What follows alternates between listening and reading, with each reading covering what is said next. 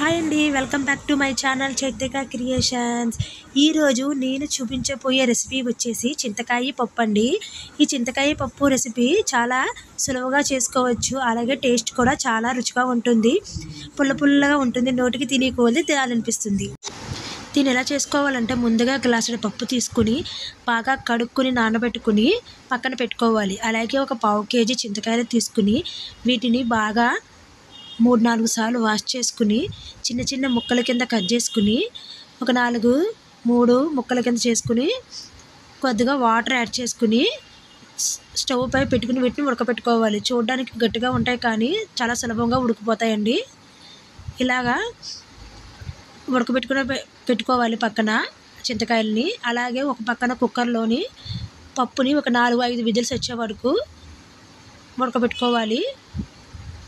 అదేవిధంగా పక్కన చింతకాయలు కూడా ఉడకబెట్టుకోవాలి. చూసారు కదా, త్వరగా ఉడికిపోయాయి. పప్పు అయితే కూడా విజిల్ అయితే వచ్చేసింది. చూసారు కదా, పప్పు బాగా మెత్తగా ఉడికిపోయింది. ఇలా ఉడికిపోయిన పప్పుని మెత్తగా చేసుకోవాలి, కలగబెట్టుకోవాలి గరిటెతోటి. అలాగే చల్లారిన చింతకాయలను కూడా చిక్కగా గుజ్జుగా తీసుకుని ఈ ఉడికిన పప్పులో ఈ గుజ్జుని యాడ్ చేసుకోవాలండి. చూసారు కదా, చిక్కగా తీస్తున్నాను. ఈ గుజ్జుని పప్పులో యాడ్ చేసుకోవాలి. ఈ రెండు కూడా బాగా కలిసేలాగా గరిటెతోటి కలబెట్టుకోవాలి.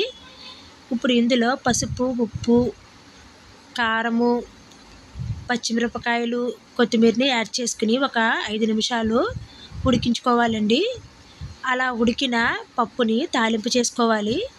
జీలకర్ర, ఆవాలు, మిరపకాయలు, కరివేపాకు తోటి పోపులు ఎక్కువ వేసుకుని తాలింపు పెట్టుకోవాలి. అప్పుడు పప్పు రుచిగా ఉంటుంది. చూసారు కదా, పప్పు అయితే చాలా సులువుగా వండుకునే రెసిపీ అండి. ఇది కమ్మగా ఉంటుంది, నోటికి టేస్ట్గా కూడా ఉంటుంది.